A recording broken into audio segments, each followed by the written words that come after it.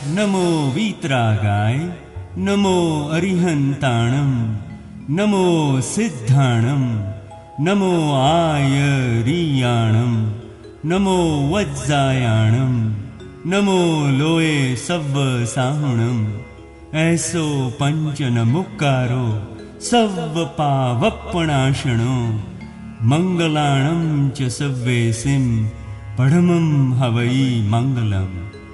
ઓમ નમો ભગવતે વાસુદેવાય. ઓમ નમઃ શિવાય. જય સચ્ચિદાનંદ. પેજ 418. પ્રશ્ન કરતા કે જેને મોક્ષ જવું હોય તેને તો કોઈ કોડ દાખલ જ નહીં કરવાનો ને, એના માટે શું કરવું? દાદાશ્રી કે મોક્ષમાં જતા સુધી કશી હરકત થાય તેમ નથી. મોક્ષે જતા જેવા કોડ જોઈએ તે આવતા ભાવમાં ઉત્પન્ન થશે. અત્યારે મને પૂછીને જેટલો માલ ભરે તેનો આવતા ભાવમાં પછી એવો જ કોડ ઉત્પન્ન થશે. પ્રશ્ન કરતા કે તીર્થંકરોની વાણીના કોડ કેવા હોય છે? દાદાશ્રી કે એમને કોડ એવો નક્કી કરેલો હોય કે મારી વાણીથી કોઈ પણ જીવને કિંચિત માત્ર પણ દુઃખ થાય નહીં. દુઃખ તો થાય જ નહીં, પણ કોઈ જીવનું કિંચિત માત્ર પ્રમાણ પણ ના દુભાય, ઝાડનું પ્રમાણ ના દુભાય, એવા કોડ ફક્ત તીર્થંકરોને જ થયેલા હોય. આપણને મહાત્માઓને આ કોડ ચાર થઈ ગયો છે. કયો? કોઈ પણ જીવને કિંચિત માત્ર દુઃખ ન, પછીથી આગળનો પ્રમાણ પણ ના દુભાય. આપણે નવકલમાં બોલીએ છીએ ખરા, પણ એની તરફ જાગૃતિ નથી. દુઃખ ના થાય એની તરફ જાગૃતિ ચોક્કસ ઊભી થઈ ગઈ છે, પણ એનું પ્રમાણ પણ ના દુભાય એ તરફની આપણી જાગૃતિ નથી થઈ. તીર્થંકરોને આ કોડ થઈ ગયેલો હોય છે, આપણે હજુ નથી થયો. હવે આગળ જો સ્ટેપિંગમાં જવું હોય, આગળ વધવું હોય, દુઃખ ના થાય એવું થઈ ગયું હોય તો પછી હવે એને આથી આગળ કે પ્રમાણ એ ના દુભાય. પ્રમાણ એટલે એના વ્યૂ પોઈન્ટને પણ આપણે હલાવીએ નહીં, એના વ્યૂ પોઈન્ટને પણ આપણે એક્સેપ્ટ કરીએ તો એ પ્રમાણ ના દુભાય. પ્રમાણ એટલે વ્યૂ પોઈન્ટ, એ જે વ્યૂ પોઈન્ટથી જુએ છે એનો વ્યૂ પોઈન્ટ આપણને એક્સેપ્ટ હોય.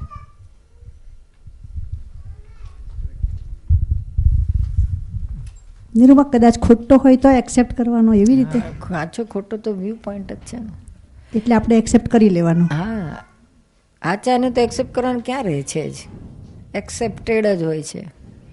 ખોટાને એક્સેપ્ટ કરવાનું અઘરું પડે છે, બહુ અઘરું પડે. અને આપણને આપણા વ્યૂ પોઈન્ટથી એ ખોટો છે એવું લાગે છે, એના વ્યૂ પોઈન્ટથી તો સાચો જ છે ને. એટલે આપણે તો એના વ્યૂ પોઈન્ટને એક્સેપ્ટ કરવાનું, નોટ આપણો તો આપણે એક્સેપ્ટેડ જ હોય ને જાય છે. એટલે સ્યાદવાદ, એટલે તીર્થંકરોની સ્યાદવાદ વાણી આવીને ઊભી રહે. જય સચ્ચિદાનંદ. સ્યાદવાદ વાણી ત્યારે ઊભી થાય એ પ્રમાણ પણ ના દુભાઈ સામાનું. ઓકે, એનો અર્થ એવો થયો ને કે we have to accept the view point of the other person, but we do not have to agree with the view point of the other person. બધા જે વ્યૂ પોઈન્ટને તો આપણે એગ્રી ના થઈ શકીએ, પણ we have to accept his view point, that he is right from his view point. એ તો આપણે કહીએ છીએ ને કે you are correct by your view point, not by fact. એ આપણે અંદર રાખવાનું છે. બેસિકલી આપણે એક્સેપ્ટ, એટલે આપણે એગ્રી પણ આપણે શું કહેવાય એને, આપણે એને એડોપ્ટ કરવાની જરૂર નથી. એને એક્સેપ્ટ કરો પણ એડોપ્ટ કરો નહીં.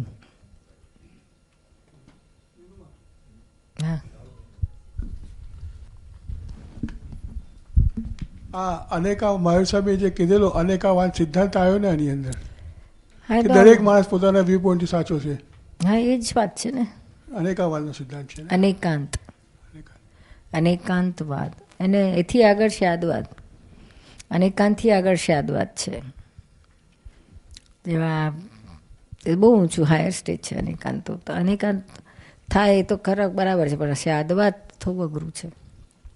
ભગવાન પાસે તો બેવ હતું. પછી તમારે કંઈ પૂછ્યું છે? હજી તમારે કંઈ પૂછો ને. કોઈ દરરોજ 10 વાગે ઉઠતું હોય, હવે એને કેમનું એગ્રી કરવાનું?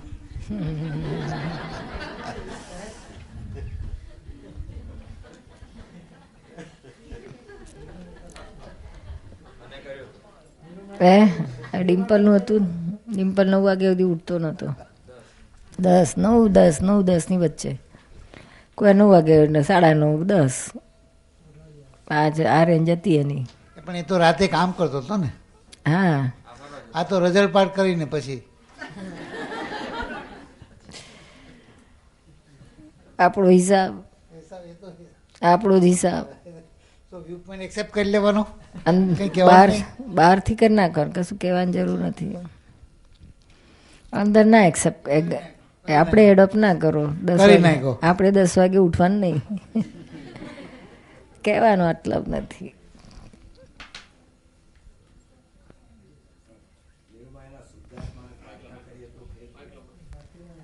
એ કર્યાનું પણ શું હવે ફરક પડવાનો છે? એના કરતાં રાત્રે રઝળપાટ ના કરે એની પ્રાર્થના કરો ઉઠવા કરતા.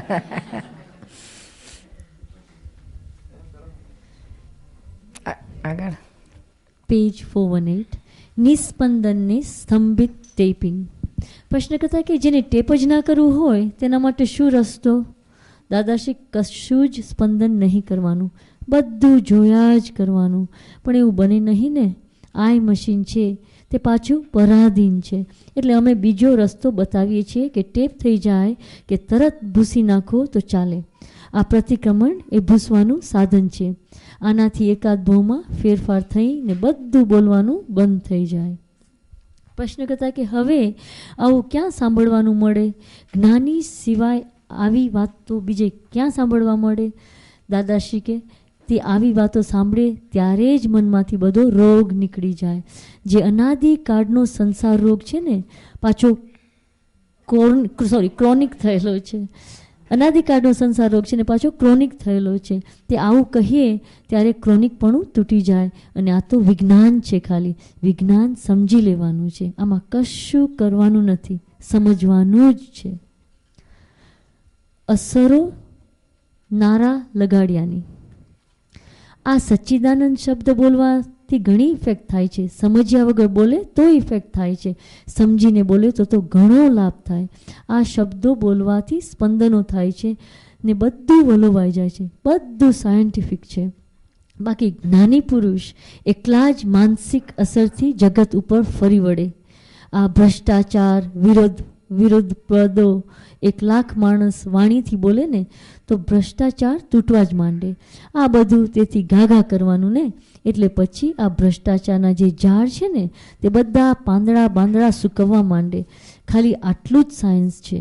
એ ઝાડને કશું કાપવાની જરૂર નથી. શુદ્ધ ભાવે વાણી નીકળી તે કામ કર્યા કરે. માનસિક તો લોકો કરી શકે નહીં. એ જ્ઞાની પુરુષ એકલાનું જ કામ છે. બાકી સામાન્ય જનતા તો વાણીની જ અસર કરી શકે. એટલે ભ્રષ્ટાચાર વિરોધીના પદો ઘાઘા કરો એટલે આ બધા પરમાણુ ફરિયાદ કરે છે. અને વર્લ્ડમાં એને જ્યારે 1000 વર્ષ પછી કોઈ પકડનારો હોય ને સાયન્ટિફિકલી, તો પકડી શકે પાછા એ શબ્દો. એવું આ જગત છે. 70s અમે બોમ્બેમાં દાદરમાં હતા ને, દાદા સત્સંગ ત્યાં દાદર કરતા ને સાંતાક્રુઝ રહેતા. ત્યારે પછી આ બધા કવિરાજના પદો હતા ને, દમ ફોર્સવાળા.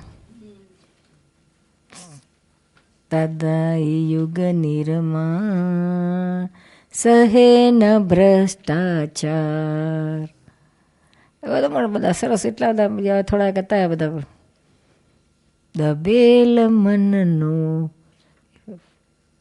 કંઈક એવું હતું, એ પણ સરસ હતું. આ બધા ઘણા બધા 8-10 પદો એવા હતા પાવરફુલ, માર્ચિંગવાળા ને આ ભ્રષ્ટાચાર ને આ બધા માટેના.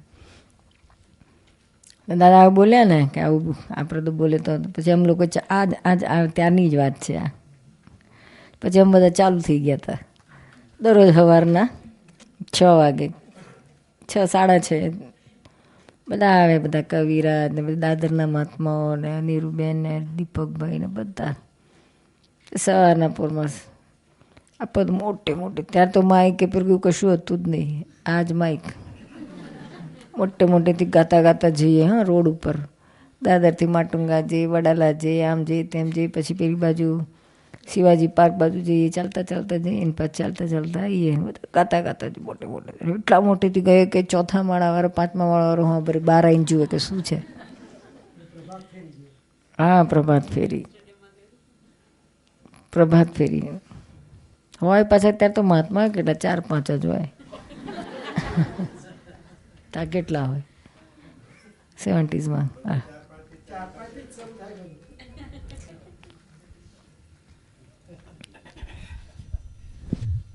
દાદા કે આવું ગાશો ને તો સ્પંદનો પહોંચે. હેડો આપણે તો ચાલુ કરીએ.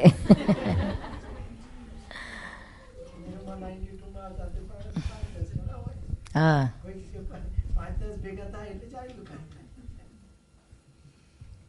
કેટલું દડી, સવાર, બપોર, સાંજ, રાત, 3-3, 4-4 સેશન કરતા. રમેશભાઈ દોડે ને અમને દોડાવે. પેલા બધા બુઢિયાઓનું બપોરનું હોય ને ત્યાં લઈ જાય. નોટ ઓલ્ડ પીપલ્સ હોમ, પેલું કાઉન્સિલનું હોય ને. અને ત્યાર તો બધાને ઘરે ઘરે જઈને સત્સંગ કરતા હતા. પેલા કશે ભાઈ અમારે ત્યાં આવો તો ચાલો એમને ત્યાં એક ને ગાંઠે કરતા. અને ઘરે જઈ એટલી જ ને, ઘરાક જ ના મળે શું કર્યું? બિચારે હોમ ડિલિવરી આપી. હે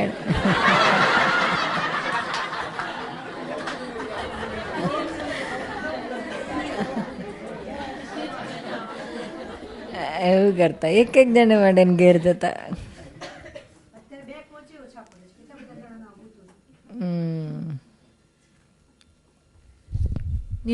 સવારના પર રમેશ બી કહી દે, ડિમ્પલ હું હાબરું પાછું ઉપર આવે ધડ ધડ ધડ કરતા. બધા ઉતાવે. ડિમ્પલ તો ઉમતી ઉઠું ભૂત થઈ જાય. યાર રમેશભાઈ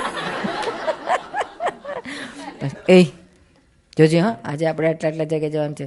સવારના છે ને 10 વાગે અહીંયા જવાનું છે, પછી બપોરના 12 વાગે પહેલાં જવાનું છે, પછી સાંજના અહીંયા આપણે સત્સંગ છે.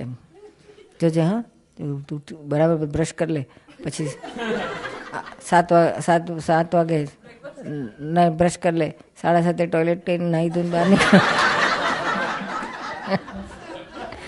ના પછી જો બ્રેકફાસ્ટ નીચે તૈયાર છે, 7:30 પોણા 8 આવી જાય. 8 નીચે આવી જજે તું. એને બિચારા ટોયલેટ ના ઉતરતું તો ઉતરી જાય.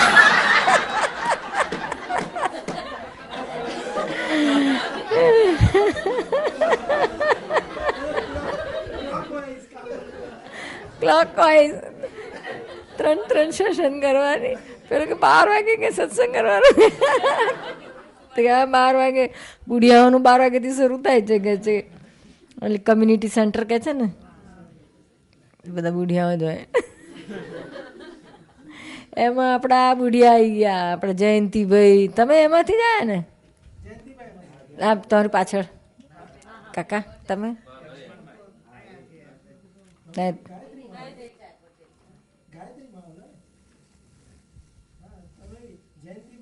જયંતિભાઈ ઈસ્ટ લંડનમાં રહ્યું. છેક ઈસ્ટ લંડનમાં લઈ જાય પાછા. હો, બપોર 12 વાગે અમારે ખાવા પીવાનો ટાઈમિંગ બાઈમિંગ બધા ગોઠવી જ નાખે. 11 વાગે ખાઈ લેવાનું, પતી ગયું. અરે ભૂખ નથી ને, ખાઈ લેવાનું. બહુ દોડ્યા ખૂબ. એને અમને દોડાયા. ત્યારે તો બિઝનેસ કરતા હતા એટલે અમને બિઝનેસ જોયો કે નથી કાંઈ જોયું, કશું. બૈરા ન જોયા, છોકરા ન જોયા. બૈરા તો જોવા જેવા નતા. એ જ દાદા નતા.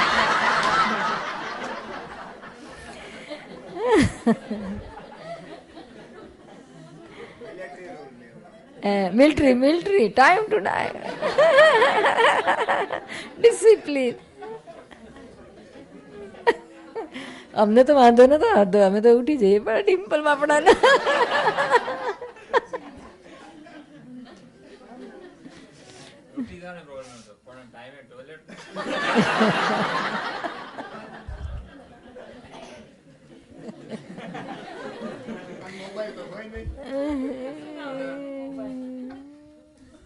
તો શું કરે મને કે પછી કે નિરૂમાન કે ટોયલેટ જાવ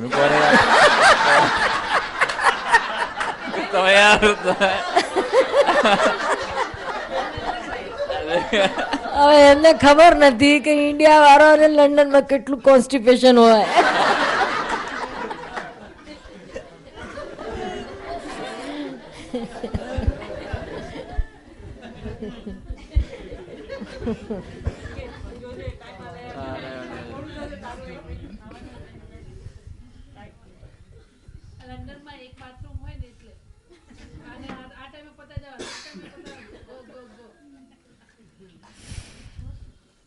મજા આવતી હતી, પણ those days were golden days.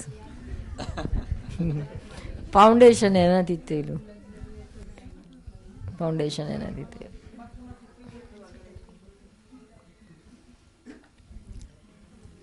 ચાલો પછી આગળ 419 પેજ. 419 અસરો નારા લગાડ્યાની આપણે વાંચી ભ્રષ્ટાચારનું, અને એ ન ખપે ડિક્શનરીમાં. જો આમ થાય તો આમ, એ જોતો વાળા વાક્ય આપને ત્યાં માઇનસ કરેલા છે. આમ થાય તો આમ, એ બધું waste of time and energy છે. એ waste of time and energy છે. એ બબૂચક લોકોના વાક્ય છે, જેને સંસાર પણ સમજ પડતો નથી તેના વાક્યો છે. આમ કર્યું હોત તો આમ થાત અલિયા, જે થયું તેને ઘાઘા કરને, જે થયું તેને ઘાઘા કરને આ કંઈથી લાવ્યો છે. સંસારમાં કોઈ આવું ના વાપરે. પેજ 420. હું નાનપણથી જ સમજી ગયો હતો કેટલું ભયાનક વાક્ય છે. જો તો એ વાક્ય એ અહંકારનો ફોટો છે, કશું કોઈ રીતે હેલ્પ કરતું નથી. થઈ ગયા પછી પાછો કે હા આમ કર્યું હોત તો આમ થાત ને તેમ કર્યું, પણ થઈ ગયું હવે શું? બોલે તેવું થઈ.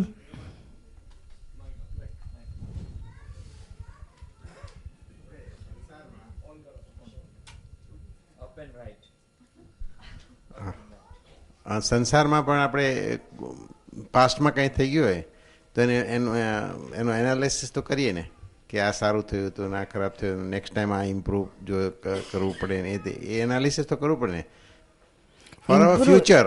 Four our future we have to look at the past. Improvement માટે પોતાની ભૂલોનું એ કરે બરાબર છે, પણ પછી પાછું આવું ના કર્યું હોત તો આવું થાત એમ કરી પછી ભોગવટો લે.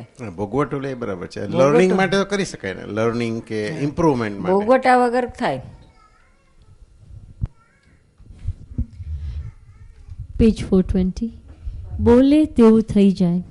પ્રશ્ન કરતા કહે, કોઈ એક કામ કરતા હોઈએ અને એમાં એમ થાય કે આ નથી કરવું, તેમ છતાં ઘણી વાર એવું આપણું સેમ થિંગ ફરી તો આવવાની હોતી નથી, પણ એમ સાધારણ ઉપલક આપણને ખબર પડે કે આ ભૂલ થઈ અને આમાં ફરી આવું થાય ત્યારે આપણે ફરી આવી ભૂલ આપણાથી ના થાય. That's it. બોલે તેવું થઈ જાય. પ્રશ્ન કરતા કે કોઈ એક કામ કરતા હોઈએ અને એમાં એમ થાય કે આ નથી કરવું, એમાં શું પરિણામ? દાદાશ્રી કે પેલો મારીને બેસાડે તો કરવું પડે, કરાર હોય એવો તો મારીને બેસાડે પેલો. પ્રશ્ન કરતા કે આ બોલ્યા એનું શું ફળ આવે? દાદા કે માર પડે. કરાર હોય ને આપણે આવું બોલ્યા. પ્રશ્ન કરતા કે માર એટલે શું? સફોકેશન થાય. દાદાશ્રી કે બેસને, નહીં તો આપું છું કહેશે. ક્યાં કામોની વાત કરો છો? પ્રશ્ન કરતા કે કોઈ એક કામ કરતા હોય ને પોતે કહે હવે આ કામ નથી કરવું, તો એનું ફળ શું આવે? દાદાશ્રી કે પછી મોડેથી કરવું પડે, કરાર હોય તો કરવું પડે, એ તો છૂટકો જ થાય નહીં ને. પ્રશ્ન કરતા કે પાછો થોડો વખત પછી કહે કે આ કામ મારે કરવું જ જોઈએ. દાદાશ્રી કે એ તો કરે જ, પણ એ મૂડમાં ના હોય તો છોડી દે, ને પછી મૂડ આવે ત્યારે કરે પાછો. મૂડ ના જોઈએ, મૂડની જરૂર ખરી કે નહીં? પ્રશ્ન કરતા કે હા, એટલે બોલવાની અસરો થાય ખરી ને? દાદાશ્રી કે બોલવાની તો બધી બહુ અસરો થાય, જેવું એ બોલે ને એવો એ થઈ જાય. હું નાલાયક છું બોલે તો નાલાયક થઈ જાય. પ્રશ્ન કરતા કે કામ નથી કરવું એમ બોલે તો એમાં શું થઈ જાય? દાદાશ્રી કે પછી આળસ આવી જાય, એની મેળે જ આળસ આવે, અને કરવું છે કહે તો આળસ બધું ક્યાંય જતું રહે. કરવું છે બોલે કે પાછો હોશિયાર થઈ જાય. ઊંઘ આવતી હોય તો ઉડાડી દે, ચૂંટી ખણી ને ઉડાડી દે હળહળાટ. પેજ 421. વ્યવસ્થિત ને વધાવતા. એક બેન આવેલી તે કહે છે મારું જીવન એક બેન આવેલી તે કહે કે મારું લગ્ન થયું છે, પણ મને એ રસ્તો પસંદ નથી. મને આ ધર્મના રસ્તામાં જ જવાનું વધારે ગમે છે. ત્યારે મેં કહ્યું હા, પણ એ પસંદ નથી, એવું કરવાથી શો ફાયદો? ત્યારે એ બેન કહે કે પસંદ નથી એ તો રહેવાનું જ, પણ ભક્તિ વધારે કરવાની. મેં કહ્યું પસંદ નથી પણ એ રહેવાનું, એ વાતની તો ખાતરી છે ને? ત્યારે બેન કહે છે, હા મેં કહ્યું કે જે રહેવાનું હોય તે પસંદ નથી એવું ના બોલવું. મને બહુ ગમે છે મારું લગ્ન થયું એ, મને બહુ ગમે છે એવું બોલવામાં શું વાંધો? આપણે જે કસોટીમાં આવ્યા ત્યાં આપણે કહીએ કે બળ્યું આ દુઃખમાં હું ક્યાં સપડાયો, આ દુઃખમાં સપડાયો, તેનાથી દુઃખ વધે. અને આપણે દુઃખમાં સપડાયાને ત્યાં આગળ આપણે કહીએ કે ના અહીં અનુકૂળ છે, સારું અનુકૂળ છે, તો અનુકૂળ થાય. માટે પાંસરું બોલવું. એટલે જે આપણા વ્યવસ્થિતમાં આવી ગયું હોય, લમણે લખાયેલું હોય, એમાં નથી ગમતું કરવાથી શું ફાયદો? સ્વીકારી લેવું, બરાબર છે, બધું બરાબર છે, ગમે એવું છે. તો પેલી મહી ભોગવટ અને એનાથી નથી ગમતું કહેશો તો એને વધારે કંટાળો આવશે ને વધારે તમને બોજો વધારે લાગશે.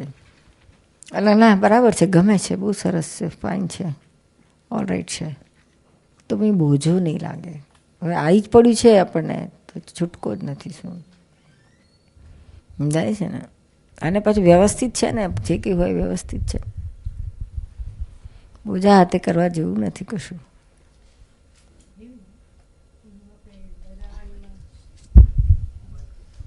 ઓલું આપણે ઠપકા સામાયિકમાં કહેવામાં કહે છે કે આપણે ખીજાવું આપણી સેલ્ફને કે હું નાલાયક છું, આવું છું, કેમ કર્યું તો બરાબર છે, પણ આમાં લખ્યું છે કે હું નાલાયક છું એવું બોલે તો ના, એ આખી તો તમે સમજ્યા જ નથી બેન. એ ઠપકા સામાયિકમાં હું નાલાયક છું તો બોલવાનું જ નથી. શુદ્ધાત્મા પદમાં બેસીને પ્રજ્ઞાના સીટમાં અને કીર્તિને કાંડ કે તું ખોટી છું, તું નાલાયક છું, તું આમ કરે છે, તું તેમ કરે છે, એવું પોતે કીર્તિને કહે છે. હું છું એવું તો બોલતા, હું તો શુદ્ધાત્મા જ છું, એવી રીતનું જુદું પાડી. અને તે ઠપકા સામાયિક તો તમે 10 મિનિટથી વધારે તમારે કરવાની નહીં. જો 48 મિનિટ કરી હોય તો પછી પરમિશન લેવી પડે અમારી. અમે લાગે કે ના બરાબર છે, કરી શકશે, તે અમે પ્રેઝન્સમાં જ કરાવીએ, એબ્સન્સમાં ના કરાવીએ. એ તો ડિપ્રેશનમાં જતું રહે. આ તું કહું છું હું ના લાયક છું, તો એવું જ થઈ જાય. એટલે અસરો થઈ જાય. કહેતા પછી એને થાય કે હું ભલે મોડે તું આવે છે, તું તેવી છે બોલે, પણ પછી છૂટું ના રહે ને તો પછી એને ડિપ્રેશન આવે, રડવા માંડે. એટલે એ બહુ જાગૃતિવાળી વાત છે, માગે છે. નિરૂમા દાદા આમાં કહે છે કે કોઈ પ્રસંગ એવું બની જાય, સારો કે ખોટો, તો હંમેશા પોઝિટિવ લેવું. તો આપણે પોઝિટિવ, કોઈ પ્રસંગ ખોટો હોય છતાંય આપણે કહીએ કે ના સારો જ છે, બધું ઓરાઈટ છે, તો એ આવતા બહુ માટે ચાર્જ ના થાય કે એવું કંઈ ના બની શકે કે ફરી પાછું એ રિપીટ આપણા આવતા બહુમાં આવે? કે પછી સંભાવે નિકાલ કરવો એ શબ્દ વાપરવો? આપણે સંભાવે નિકાલ એટલે આ સારો છે કરીને સંભાવે નિકાલ જ કરવાનો છે. આપણે કરતા થઈને કે નથી એની ઇફેક્ટો અત્યારની ઇફેક્ટો આપણે નલિફાય કરીએ છીએ. શું આવતા બહુનું ચાર્જનું તો પ્રશ્ન જ નથી આવતો. પેન્ડિંગ રહે એટલું જ જોવાનું, ના રહે.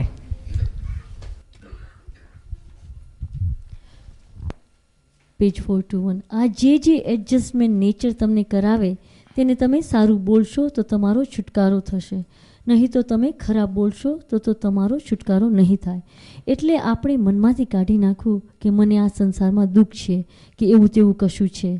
જે છે દેવતા અડ્યો તો દજાવાશે, બરફ અડ્યો તો ટાઢું લાગશે, એમ અસરો થયા કરવાની. એમાં દેવતાને વઘો કરીએ તો શું ફાયદો કરવાનો છે? બરફને વખાણ કરી એમાં આપણને લાભ થાય કશો? પેજ 422. દાદાશ્રી કે ત્યારે દેવતાને વઘો કરીએ તો એના કરતાં આપણે ભાંજગડ જ મૂકી દો ને. ઠીકનું ઠીક, સારું ને સારું. હું જ્ઞાન થતાં પહેલાંની વાત કહું છું. હું 25 વર્ષનો હતો ત્યારે મારી તબિયત નરમ હોય ત્યારે કોઈ કહે કે કેમ છે તમારી તબિયત? હું કહું કે બહુ સારી છે. અને બીજાની તબિયત સારી હોય અને આપણે પૂછીએ કે કેમ છે તમારી તબિયત, ત્યારે કહે ઠીક છે. મેર અલિયા ઠીક છે કહે છે, તે આગળ નહીં જાય. અલિયા કઈ જાતના રમકડા છો? તે ઠીક છે કહે છે. એ ઠીકની બહાર કોઈ દાડો જાય નહીં. તેને આખી જિંદગી ઠીક રહે. જવાનીમાં ઠીક બોલે, ઘડપણમાં ઠીક બોલે, ત્યારે સારું ક્યારે બોલશો? દાદા ઠીક ટેવ જ પડી ગયો, રડતા જ હોય. ઠીક છે, ફર્સ્ટ ક્લાસ છે એવું બોલે ને. અમે તો વળી નવું શીખાય. કોઈ પૂછે નિર્મા કેવી તબિયત? ટનાટન છે.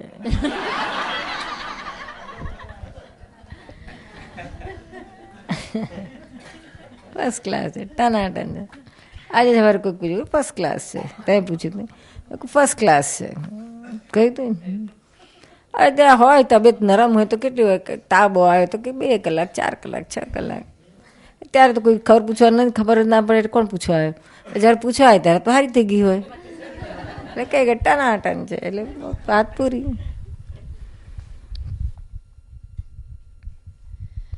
આટલી ઉધરસ આવે ને તો એ સારું ના બોલે તો ક્યારે સારું બોલશો? વધારે ઉધરસ આવે ત્યારે કહીએ કે બહુ સરસ છે, તે આવેલી જતી રહે તરત. એ કહ્યા કર્યા વગર જતી રહે છે. હવે આનો કાયદો ખોડી આપે તે ખરો, બંધ કોણ કરે છે? અને આવી એ તો જોઈ આપણે કે આ દુશ્મન છે, પણ બંધ કોણ કરે છે? કયા કાયદાએ જતી રહે છે? જતી ના રહેતી હોય તો આવી કહેવાય, નહીં તો આવી કહેવાય જ નહીં ને. મને લોકો પૂછે છે ઉધરસ મટી તમને? મેં કહ્યું કયે દાડે નહોતી થઈ તે મટી. એ ક્યારેક આવે છે ને ક્યારેક જતી રહે. ત્યારે એને પૂછું છું કે જવાની ઉતાવળ શું હતી હમણે? કહ્યા કર્યા વગર શું કરવા જતી રહે છે? રહે ને, અહીં આગળ વાંધો શો છે? અને આત્માને ઉધરસ કંઈ હેરાન કરતી નથી. ઉધરસ આત્માને હેરાન કરે નહીં, આ દેહને જાગૃત રાખે એટલું જ.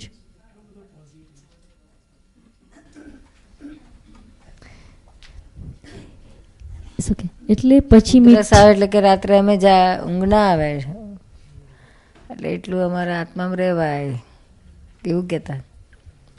જાગ્રત રાખવા માટે તો સરસ છે, ઉપકારી છે આ ઉધરસ તો અમારી. એટલે ક્યારેય ઉધરસની દવા બવા ના લે, ક્યારેય નહીં. એની મેળા આવે ને જાય, ઓછી થાય ને વધે. પણ કાયમ કફ પ્રકૃતિ એટલે કાયમ ઉધરસ તો રહે છે. બ્રોન્કિએક્ટેસિસ થઈ ગયેલું એમને, એની બહુ. પછી મેં ઠીક શબ્દ ઉડાડી દીધો. આ શબ્દ નુકસાન કરે છે. આત્મા ઠીક થઈ જાય પછી બહુ સરસ કહીએ તે ઘડી આત્મા સરસ થઈ જાય. પક્ષાઘાત થઈ જાય તે ઘડીએ બહુ સરસ છે એમ કહેવું. હા, ક્યાં દર્દ ના થાય? અપવાદ છે કશું ના થાય, કશું ના થાય. અને આપણે એ બજારમાં જ રહેવું નથી, એ શું ખોટું? બજાર જોડે સોદો નહીં, બજાર જોડે લેણદેણ નહીં. એ ચોર બજાર છે, એમાં આપણા જેવા શાહુકારોનું કામ નહીં. હીરાબાને એવું થયું ને તો બહાર લોકો પૂછે કે કેમ છે હીરાબાને? તો કહું સારું છે. ફરી પેલો માણસ બપોરે આવે ને હીરાબા ઓ કરતા હોય તો કહીએ એ તો જરા ઘડીમાં તબિયત બગડે ને એટલે એ લાગણી ખાતર પૂછે છે. એને સારું છે કહીએ તો આનંદ થાય ને બિચારો ચા આનંદથી પીએ. સામા માટે કેટલું પોઝિટિવ રાખે છે. ઠીક છે તો ક્યારેય ના કહીએ. ઠીક તો ઠીકા ઠીક થઈ જાય. ઠીક હોય તો સારું કહેવું ને જરા બગડેલું હોય અને જરા બગડેલું હોય તો બહુ સારું છે કહીએ. મહારાજને પૂછીએ તો ઠીક છે કહેશે. શાતા છે અને ઠીક છે, બેમાં બહુ ફેર છે. શાતા એટલે શાતા, શબ્દની મારામારી છે આ બધી. એક શબ્દ સારો બોલીએ સારું છે. પ્રશ્ન કરતા કોકના માટે ના બોલવું હોય છતાં બોલાઈ જાય તો કેમ બોલાઈ જાય છે? દાદાશ્રી કહે કોકને માટે હોય તે રાગ દ્વેષને આધીન છે, એથી બોલાઈ જાય છે. અને બીજું સામાન્ય તબિયતનું છે તો કહીએ છીએ ઠીક છે. તે ભાષા શા માટે બગાડો છો? સામો શા માટે પૂછે છે? લાગણીથી. લાગણીવાળાને સારું છે કહીએ તો આનંદ થાય ને. અમે હંમેશા સારું છે કહીએ. આખું ઘર બળી ગયું હોય તો પૂછે કે આખું ઘર બળી ગયું હશે ને? તો કહીએ ના, જરા સંડાસ બળી ગયું છે. અમે આખો કેસ આવું કરીને ઊંચો મૂકી દઈએ. આવું કહીએ એને આનંદ થાય ને. જરા કોળીઓ જમીને આવ્યા હોય ને તોય કહીએ ના જમીને આવ્યા. ત્યારે આ લોકો કોઈ પૂછે તો કહે ને કે આજે તો જરાય ખવાયું નથી. પેજ 424. એ કોળીઓ જ ખાધું છે. મુઆ એની પાસે તો સારું કર. એટલે આવું શબ્દે ગાડી ઊભી રાખીએ તો. એટલે કાઠિયાવાડી કહે છે કે હાલવા દો, કોઈ બેસી તૈયાર હશે.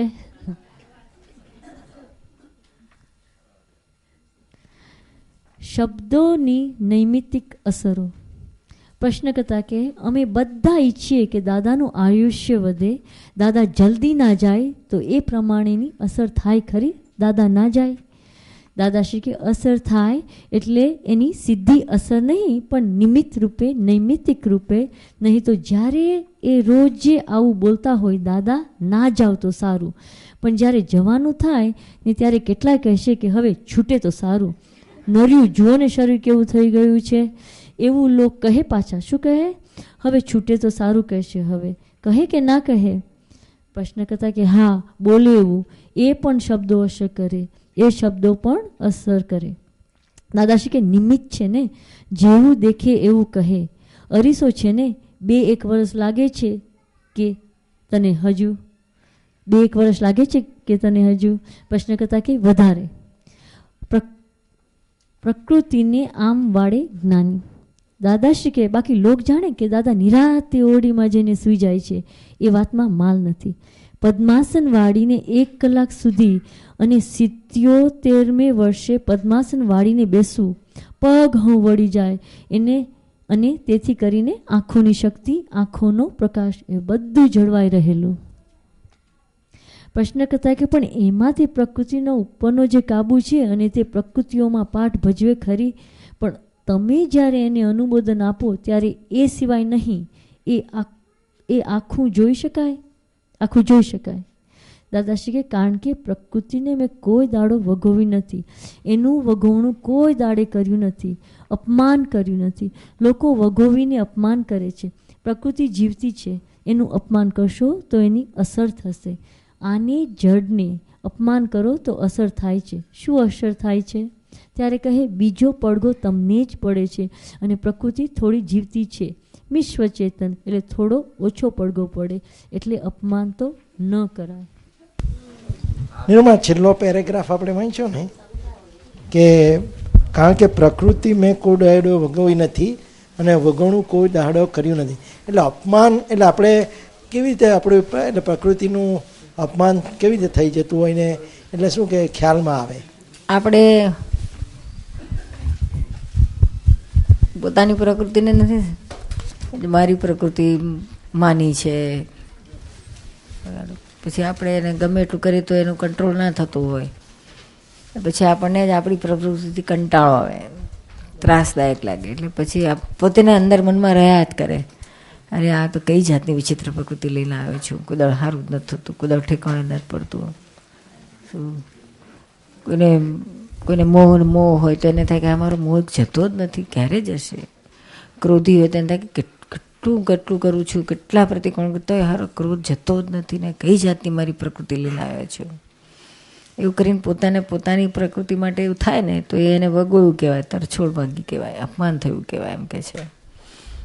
એને જાણવાની છે કે આ પ્રકૃતિ આવી છે, પછી એનો ઉપાય કરો, પ્રતિક્રમણ કરો કે સામાયિકો કરો, એને બગાડવાના પ્રયત્નો કરો, જ્ઞાનમાં વધારે, આજ્ઞામાં વધારે પુરુષાર્થ કરો. એ કરવાને બદલે પોતાની પ્રકૃતિને જ આવી છે ને આવી છે, આમ છે. એટલે બોલીને આપણે વગોવીએ, બોલે નહીં તો મનમાં મય થાય તોય, એટલે ખાલી જાણવાનું છે પણ પછી એના ઉપર પેલું નહીં, રિએક્ટ નથી થવાનું. રિએક્ટ થઈએ ને તિરસ્કારથી, ત્યાંનાથી એવું થઈ જાય છે. નિરૂમા, જય સચિદાનંદ. હા બોલો. જ્ઞાનીઓ બધાના વ્યૂ પોઈન્ટને એક્સેપ્ટ કરે છે, તો એ જ્ઞાનીઓનું અંદરનું સેટિંગ ત્યારે કેવું હોય છે? બધા કરેક્ટ જ દેખાય, કોઈ ખોટું કરે છે એવું લાગે જ નહીં.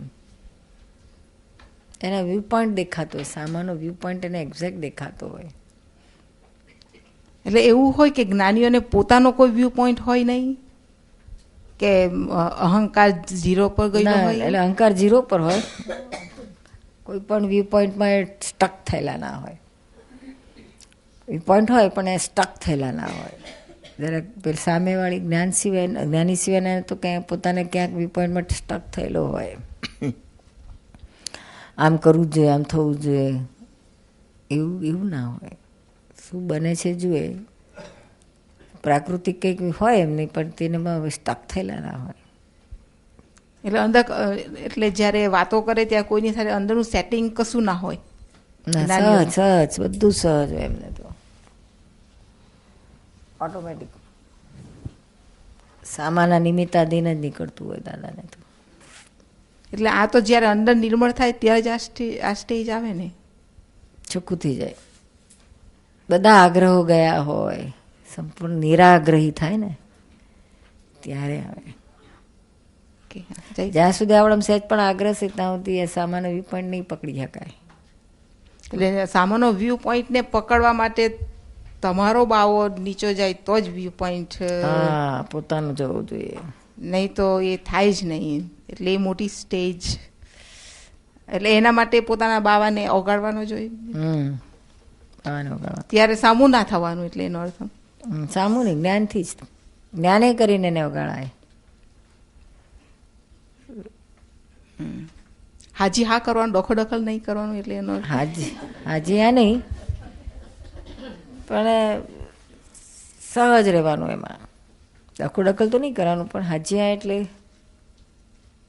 તમે રમેશબેન હાજી હા કર્યા રાખો છો. એ તો માનતા જ નથી મારું કેવું, એટલે ઉડાડી છું. એટલે તૈયારી રાખેલી છે, ના પાડે તો બોલવાનું નહીં એવું.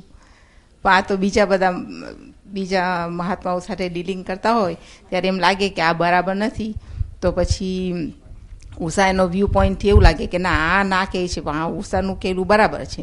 આમ છતાં 2-3 મહાત્માને પૂછી લે કે આ બરાબર છે, તો કે હા એ બરાબર છે.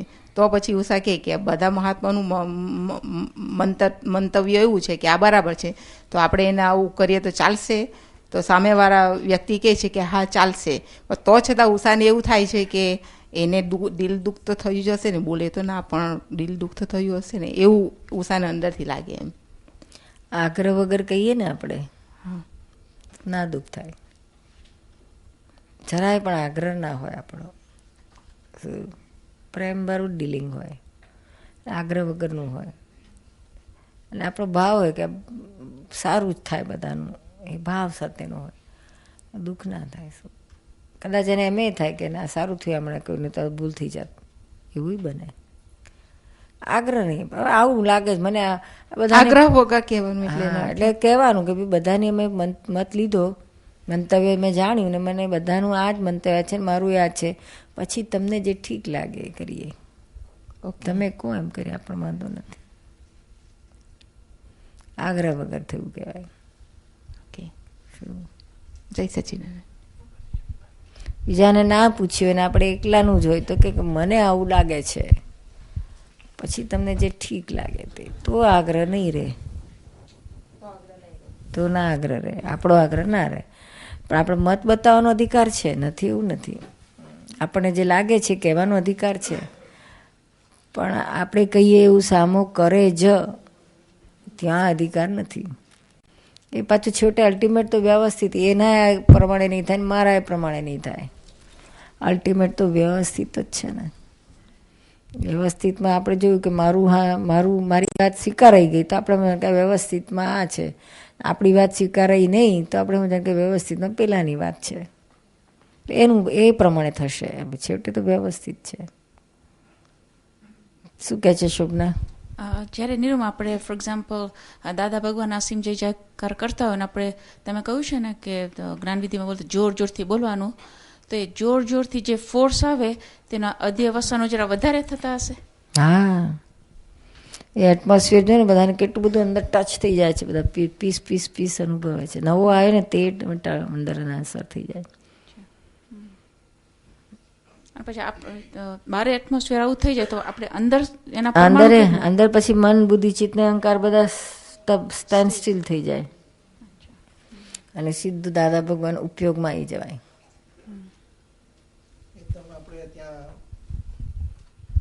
અડાલજમાં આપણે જે જાયજેન્ટિક હોલ છે એમાં જે જ્યારે આખા બધું ભરાઈ ગયું અને બોલાય છે એની જે અસર, જે પેલું આખું વાતાવરણ ઊભું થઈ જાય છે ને, તમે જ્યારે આવો અને બધા મહાત્માઓ જે એકદમ પેલામાં આવીને જે 10 મિનિટ માટે બોલતા હોય છે એ આખું વાતાવરણ જ આખું બધા થઈ જાય છે, બધા ચાર્જ થઈ જાય છે બધા, અને બધાનું એકદમ પછી પેલું રિસેપ્ટિવ પેલું થઈ જાય છે, આખું એકાકાર થઈ જાય બધા.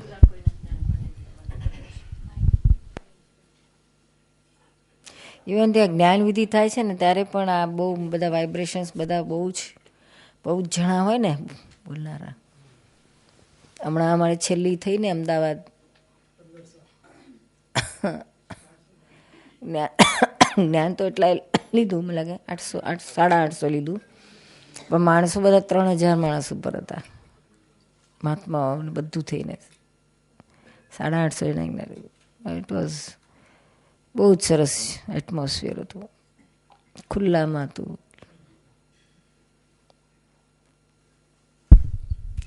નીરુમાં આપણે એમાં કીધું છે દાદા ભગવાને કે સારું છે એમ કહેવાનું કોઈ પૂછે તો આમ લોકોને ટેવ પડી ગઈ પહેલેથી કે ભગવાનની દયા છે, તો એ બી કહેવાય કે ન કહેવાય?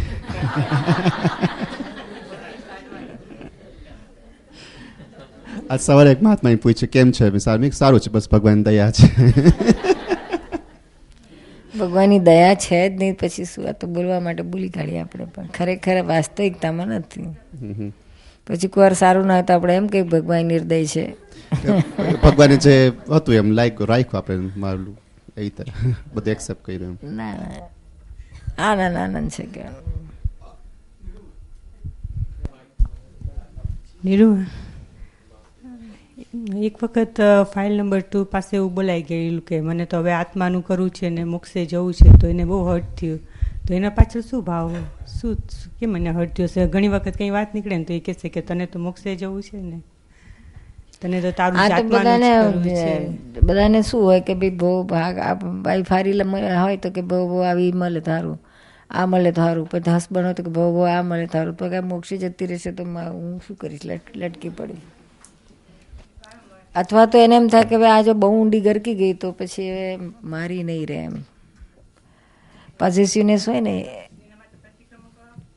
એના માટે પ્રતિક્રમણ કરવા પડે ને. હર્ટ થયું તો પ્રતિક્રમણ કરવાના તો ખરા, પણ જોડે જોડે એને કન્વિન્સ કરવાનું કે ભાઈ હું કે એમ છોડીને એમ કે આ ભાવમાં તો નથી જ જવાનું, આવતા ભાવમાં તો કોને ખબર છે તમે ક્યાં જશો હું ક્યાં જઈશ, પણ મારો ભાવ છે કે મારે મોક્ષે જવું છે. થઈ જવાનું તો થોડી છે, આ બધું છે, આટલું બધું સંસાર ને આટલું બધું મારો મોહ છે, ક્યાંથી ખાલી. પણ આપણે છે ને તો આપણે થોડા ઘેલા થઈ જઈએ છીએ. શું હજુ હસબન્ડને આપણે કંઈ સમજણ પડી ના હોય, એને આ ગમતું ના હોય તો આપણે બધું ઘેલા થઈને કહેવાની જરૂર શું?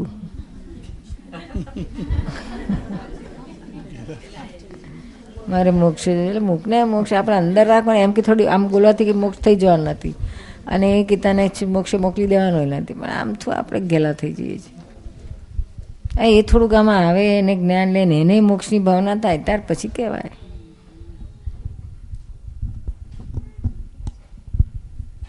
નીરુમાં પછી એ અપોઝ થઈ જાય, પછી એને વિરોધ થઈ જાય. શું કોણ કે છે? હા બોલ, તારા વરને ના કહીશ. ના, આ તો પાકી મારવાડન છે, કાચી પડું. ના આ જ્ઞાન લીધા પહેલાં હું યોગા ઇન્સ્ટિટ્યૂટ છે ને બાંદ્રા સાન્તાક્રુઝ ઈસ્ટમાં, ત્યાં પહેલાં તો સ્ટડી કરતી હતી, પછી સ્ટડી કરતાં ત્યાં જ શીખવાડવા માંડી.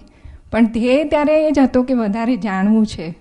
પતંજલિ યોગ સૂત્ર પર બહુ સ્ટડી કરતા હતા ત્યાં, તો ધીરે ધીરે શીખવાડવા માંડી. પણ પછી હવે સામાયિકમાં જોઉં છું ને તો ખબર પડે છે કે શીખવાડતા બહુ વધારે ઈગો થઈ ગયો હતો, કંઈક જાણીએ છીએ ને બધું. તો દાદાવાણી વાંચતી હતી ને, મીન્સ જ્ઞાન લીધું 1 મહિનામાં જ રિયલાઇઝ થઈ ગયું કે બહુ ખોટું કરી રહ્યું છું હું, મીન્સ પોતાની અંદર હજી ઉતર્યું નથી ને બીજાને એ જ વસ્તુ શીખવાડવા માંડી છે. મીન્સ એક ક્લાસ લેતી હતી ને લેક્ચર, એમાં મીન્સ લેક્ચર નહીં પણ ક્વેશ્ચનરીઝ તૈયાર કરીને પછી એને સમઅપ કરતી હતી. તો એ સમઅપ વખતે તો કન્ક્લુડ આપણે કરીએ આખા ટોપિકને, તો પોતાનો વ્યૂ પોઈન્ટ મીન્સ રેફરન્સ આપીને એ અપાઈ જ જતો હતો. અને એના લીધે એક જાતનો સમાજમાં એવું થઈ ગયું હતું કે આ યોગા શીખવાડે છે ને, બહુ રિસ્પેક્ટ મળતી હતી એના લીધે ફેમિલીમાં ને બધે. હવે ખબર પડે છે કે બહુ વધારે પછી આ દાદા પાસે જાય છે એની રિસ્પેક્ટ પડે ત્યારે હા. તો એને કેવી રીતે મીન્સ એના તો બહુ પ્રતિક્રમણ કરું છું અને બધું કરું છું, પણ એને વાળવાનું કેવી રીતે? હવે તો બધું બંધ થઈ ગયું ને તારું? એક જ મહિનામાં બંધ થઈ ગયું એકચ્યુઅલી. ત્યારે મને તમને પૂછવું હતું. પૂરું થઈ ગયું. હવે આજ સુધી જે કર્યું એ મારું ખોટું હતું એમ કરીને મૂકી દીધું ઊંચું. હવે હા, એ તો એ જ મહિનામાં છૂટી ગયું. ત્યાં જઈને મેં એમને કહી દીધું કે વાત પૂરી. પ્રત્યાજ્ઞાન થઈ ગયું પછી શું પ્રતિક્રમણ કરવાનું? એ વાંધો નહીં ને, મીન્સ ત્યારે તો અણસમજણમાં બધું થઈ ગયું હતું. નીરુમા, હા, આવી પ્રકૃતિ નથી નીરુમાં કે હું બહુ એક્સપ્રેસ કરું મારી જાતને. ક્યારે બી નથી કર્યું એવી રીતે કે બધું નીકળી જાય આમ. પણ હવે તમને જોઉં ને તો એમ થાય કે મારા અંદરની બધી ખોટ તમને દેખાઈ જવી જોઈએ, નીકળી જ જવું જોઈએ. તમને દેખાવું જોઈએ કે આમ સારી દેખાય છે પણ અંદરથી બહુ કપટી છે, બહુ લુચ્ચી છે, બધું આમ તમને દેખાઈ જવું જોઈએ એવી ભાવ જ થાય.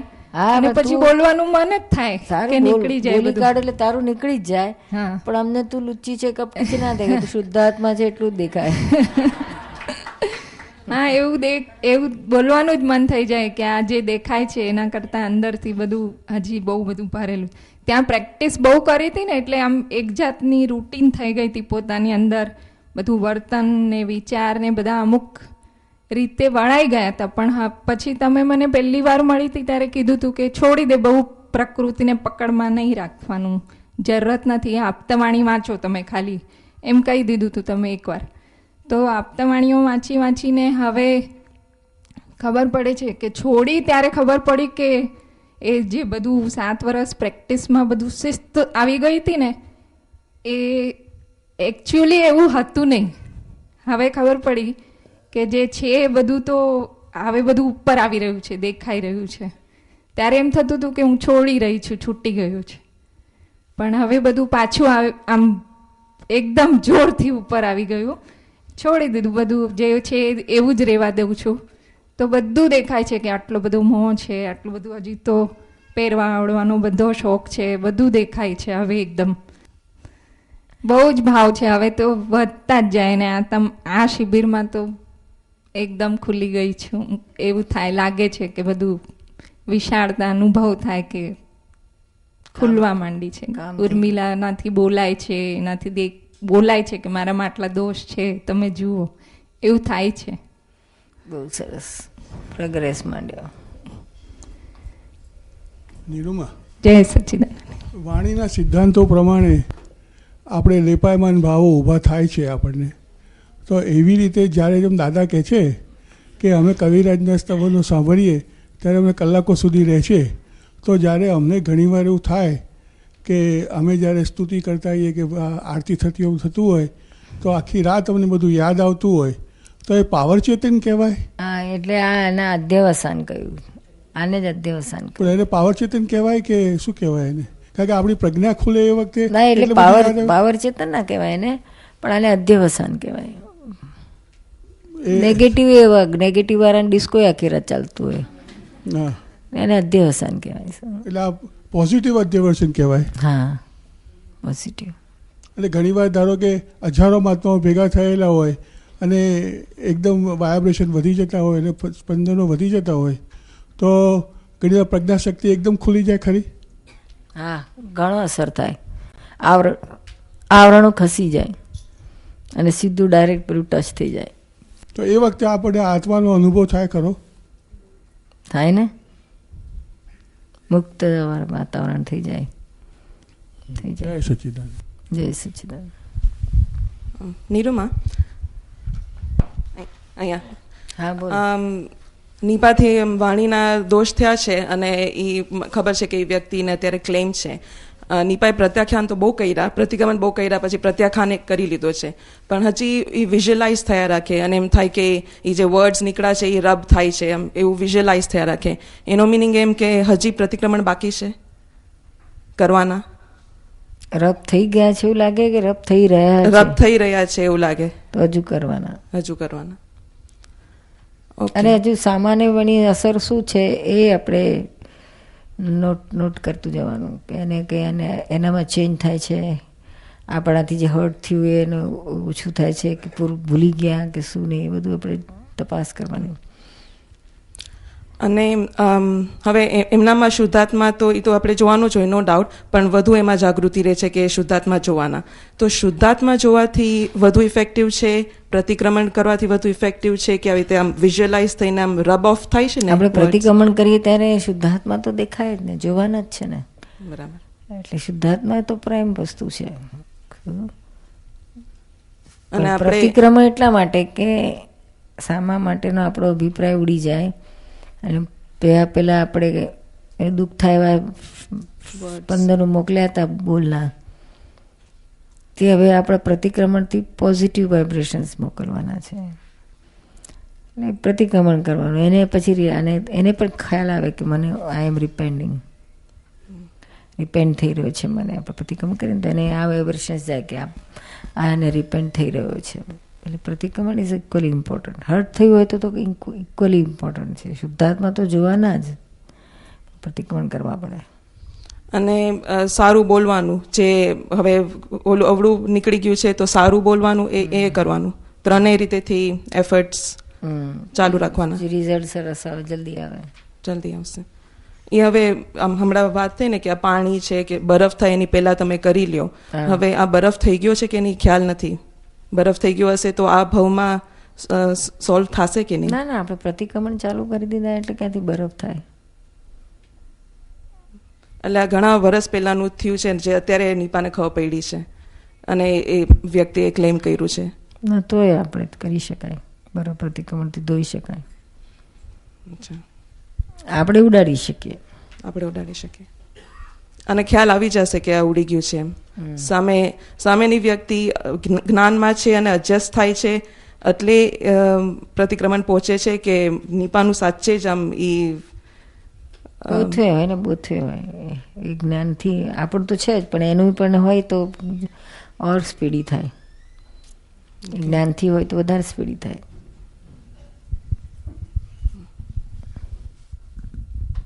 નિરૂમા, આપણો સત્સંગ સાંભળીએ છીએ, આપણું વચન બળ કેમ અમારા બધાનું તૂટી ગયું છે? તમે બોલો તો અમને બધા એક્સેપ્ટ થાય છે ને અમે અમારા ઘરમાં ખાલી કહેતા હોઈએ તોય કોઈ એક્સેપ્ટ ન કરે. અમારું કેમ વચન બળ તૂટી ગયું છે? આપણે કેટલા રાગ દ્વેષ કર્યા છે ઘરના જોડે. રાગ દ્વેષ મોહ કેટલું બધું છે. વિતરાગતા હોય તો જ વચન બળમાં કામ કરે. અને કરુણા હોય બધા માટે. ત્યાં કરુણાનો આગ્રહ હોય, ઘરના જોડે આગ્રહ હોય, કરુણાથી ના હોય. કરુણાથી હોય તો એક્સેપ્ટ કરે. આગ્રહ વગરનું કોને? આગ્રહ વગરનું કહીએ તો માને.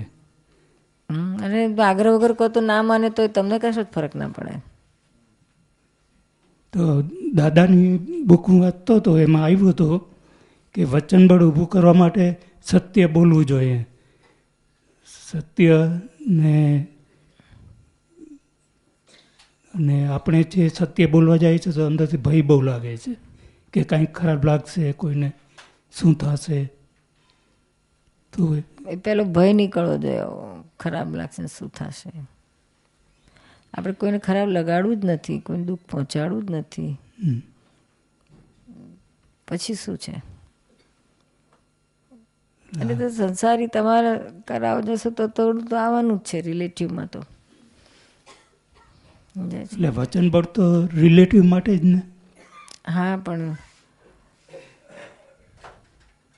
તમારું એમાં કંઈ સ્વાર્થ ના હોવો જોઈએ પાછો. રિલેટિવ એટલે શું? સ્વાર્થવાળું, અપેક્ષાવાળું, બદલાવાળું, એ બધું ના હોય તો ઘણો ફરક પડે. એની જોડે જો એટેચમેન્ટ ના હોવું જોઈએ. રાગે નહીં, દ્વેષે નહીં. રાખતા હોય તો બહુ કામ કરે. એટલે આપણે પેલા પૂર્વના વડવાઓ હતા વેલજીભાઈ નાના હતા ત્યારે કુટુંબમાં જે મોટો માણસ હોય ને એનું વચન એવું હોય તો બધા એક્સેપ્ટ કરતા હોય. એટલે ત્યાં શું હશે એ લોકોનું? એ તો ત્યારના લોકોના છોકરાઓના બધાના સંસ્કાર એવા જ હતા ને. અને પેલા એ રોજ રોજ નહોતા વાતે વાતે કચકચ નહોતા કરતા વડીલો, આપણે પહેલાના વડીલો. ક્યારેક કે વખત આવે ત્યારે ક્યારેક કે ત્યારે એ વચન બળવાળું નીકળે. રોજ વાતે વાતે કચકચ કરતા હોય તો એ વચન બળ તૂટી જાય છે. ને આપણા ઘરમાં આપણા છોકરા બહેનો છોકરા માટે વચન બળ અત્યારે તૂટવાનું મૂળ કારણ જ આ છે. ટોક ટોક કરે કચકચ કરે આખો દાડો. માએ કરતી હોય ને બાપે કરતો હોય, છોકરા અંદરથી પછી રિપેલ થઈ જાય, રિસ્પેક્ટ તૂટી જાય, અભાવ થઈ જાય. ત્યાં આપણે જોયું છે ને ઘણા છોકરાઓ તો કહેશે કે બાપા ઘરમાં હોય તો હું તો બેસતો જ નથી, કહેશે એ હોઈ જાય પછી જવું, અને બહાર જાય તો હજી હું તો રહું. એટલે બહુ બોલ બોલ કરવાથી આપણી વચન બળ તૂટી જાય, શક્તિ તૂટી જાય.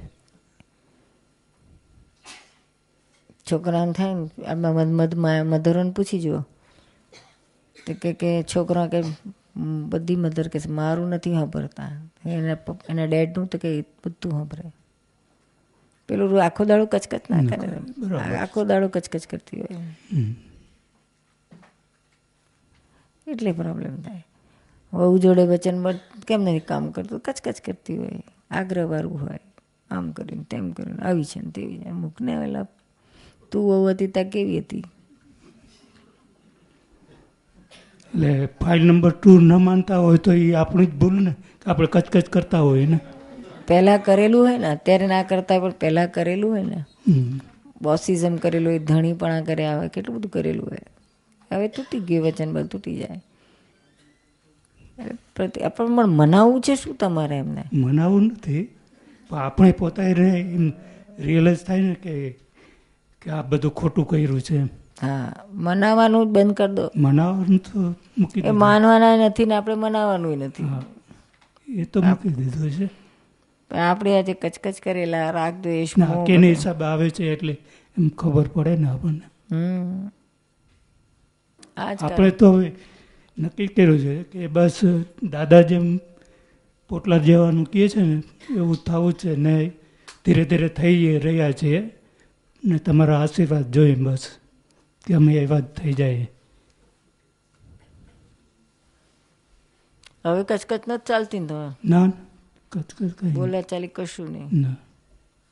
એક કમ્પ્લેન કરે, કમ્પ્લેન હવે હું સત્સંગમાં ને વયો જતો હતો ત્યારે પોતે એકલા હોય તો કે હું એકલી ઘરે બેઠી એટલું બોલે બસ. તો આપણે કે તું ચાલ ને, એ કહીએ છે પણ એ કે ના મન નથી ગમતું. મંદિર બીજા સત્સંગમાં કશે ના, ક્યાંય છોકરાઓને એને એ બહુ મોહ છે, છોકરાઓને એને લઈ જાય બહાર, એને બધું કરતે આવે. તો એમાં આપણે શું કરીએ? આપણે કઈ નથી, અમે કરો તમારે જે કરવું એ કરો. તો રજા જ છે. એ છે ગરીબ છોકરાઓને કાંઈ દેવું કરવું હોય તો કે અમે બધી જ છૂટે જાય ભાઈ, તારે જેને દેવું દેવ.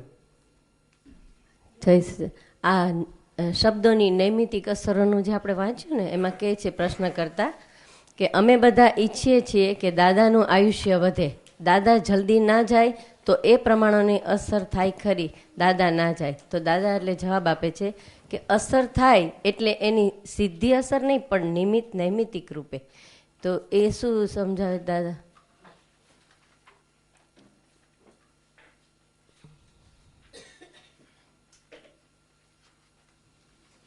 એટલે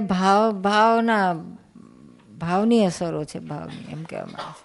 એટલે આપણે રોજ એવો ભાવ કરીએ કે દાદા ના જાય, જલ્દી ના જાય, તો એ ભાવ અસર પહોંચે એમ. હા, એટલે નિમિત્ત નૈમિતિક છે. શું નિમિત્ત નહીં એટલે આ નિમિત્તિક બોલવાનું છે કે શું?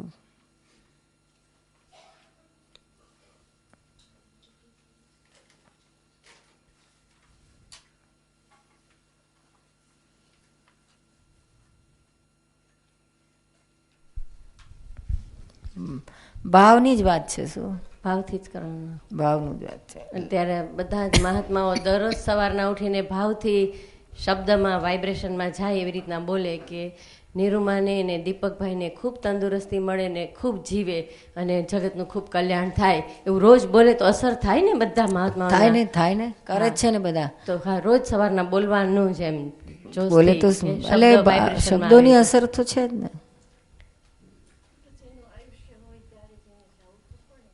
આયુષ્ય હોય તો જવું તો પડે, છૂટકો જ નથી.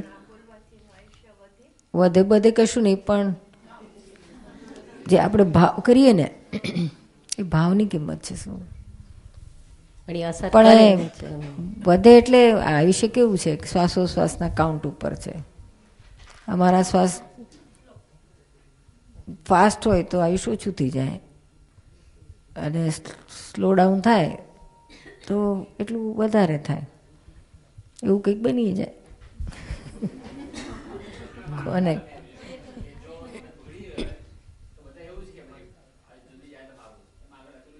હા, પણ પછી આગળ ક્લિયર નથી. છૂટે તો સારું કહેશે તો કંઈક ને હા, પણ પછી એનો જવાબ નથી. હા બોલે એવું, પણ એ શબ્દો અસર કરે, એ શબ્દો પણ અસર કરે. નિમિત્ત છે ને, જેવું દેખે એવું કહે.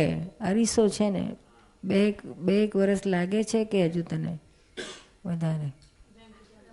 દાદા પોતાનું કહે છે કે તને એવું લાગે છે કે એક વર્ષ હજુ જીવશે તો ના કે વધારે.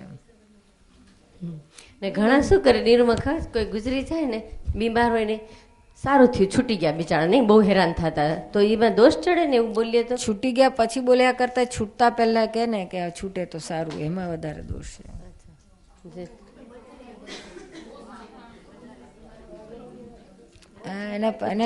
અને આ શાતાવેદનીનું આવ્યું છે હિસાબ, તેને સહન કરવાની એને શક્તિ આપો, એવું એના શુદ્ધાત્માને પ્રાર્થના કરો. છૂટી જાય એવું નહીં.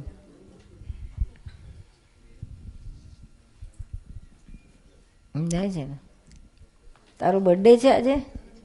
Am very good. લે વિધિ કરી લે, આશીર્વાદ લઈ લે. બધાની થઈ જાય જોડે જોડે. થાય ને આયુષ્ય તો અમે દાદા મને બહુ પ્રાર્થના, મારું આયુષ્ય તમને હોજો રે હોજો રે. પણ જે હોય પણ આપણે દાદા 80 વર્ષ સુધી તો મળ્યા. હા, અમે તો 125 વર્ષ જેવી પ્રાર્થના કરી. નિરૂમાં આપણે આમાં લખ્યું છે ને, હું નાલાયક છું એમ બોલીએ તો નાલાયક થઈ જાય. પછી આપણે ઠપકા સામાયિક કરીએ. હા, તો સામાયિકમાં જ આપણે એમ કહીએ જુદું રાખીને કે આને આપણે ખીજાય છીએ તો પ્રકૃતિને તો અસર થાય ને. એને અસર કરવા માટે જ કરીએ છીએ. હા, તો એ અસર થાય તો આપણે એવું કહીએ તો પ્રકૃતિને તો અસર કરાવવાની જ છે ને. પોતાની જાતને બહુ ડાઈ સમજે છે, બહુ ગ્રેટ સમજે છે, એના કરતા કે તું શું છે સમજાય, સમજ. એટલે પેલું પારો ઉપર ચડેલો ડાઉન જાય. તો પછી આપણે એમ કે મને બહુ ગમે છે, આપણને વેડિંગ કર્યા હોય હાથે, એ આગળ આવ્યું ને. તો એવી રીતે બહુ ગમે છે એમ કે પછી બહુ ગમવા માંડે તો પછી આ જેને નતું જ ગમતું એને બહુ ગમાડવાનું છે, પણ તને ગમતું એને નહીં. તો પછી પાછો પ્રોબ્લેમ થઈ જાય ને. એટલે તો ત્યાં શું કરવું? બેલેન્સ કરવાનું પછી એને. એટલે એની લિમિટ આવી રાખવાની કે ભાઈ ગમે એટલે નોર્મલ ગમે ત્યાં સુધી, પછી એક્સેસ થઈ જાય તો પાછું રિવર્સ કરવું પડશે. એના કરતાં બેલેન્સ રાખવું પડે. પણ જેને આમ જ છે, અભાવ છે, તિરસ્કાર છે, તેને આ કરે ને તો નોર્મલ આવી જાય, પછી બહુ વાંધો ના આવે. ગમતો જ ના હોય મૂળથી તો પરાણે પાટિયા ગોઠવવાના હોય, ગોઠવા જતા પડી જતો હોય ને. પ્રતિક્રમણનું એક હર્ષાને બહુ ફાઇન અનુભવ થયો. તમે મને કહેલું કે તું પ્રતિક્રમણ કરજે, તો એ બહુ તો નહોતા થયા, પણ 1 કલાક 48 મિનિટ સામાયિકમાં કરીને બહુ પ્રતિક્રમણ કર્યા. તો સામે એ વ્યક્તિ આવીને તો એકદમ શુદ્ધાત્મા જ દેખાય ને, બસ બીજું કંઈ દોષ ના દેખાય, કંઈ નહીં. એ બહુ ફાઇન વાણી પછી પ્રતિક્રમણ કર્યા ને તો એની અસર બહુ ફાઇન થઈ હતી. સરસ. પૂજ્ય ડૉક્ટર નીરુબેન અમીનને મળવાનું તથા પત્ર લખવાનું સરનામું: દાદા ભગવાન ત્રિમંદિર સંકુલ, અમદાવાદ કલોલ હાઈવે, અડાલજ, જિલ્લો ગાંધીનગર. ફોન 94 260 14006.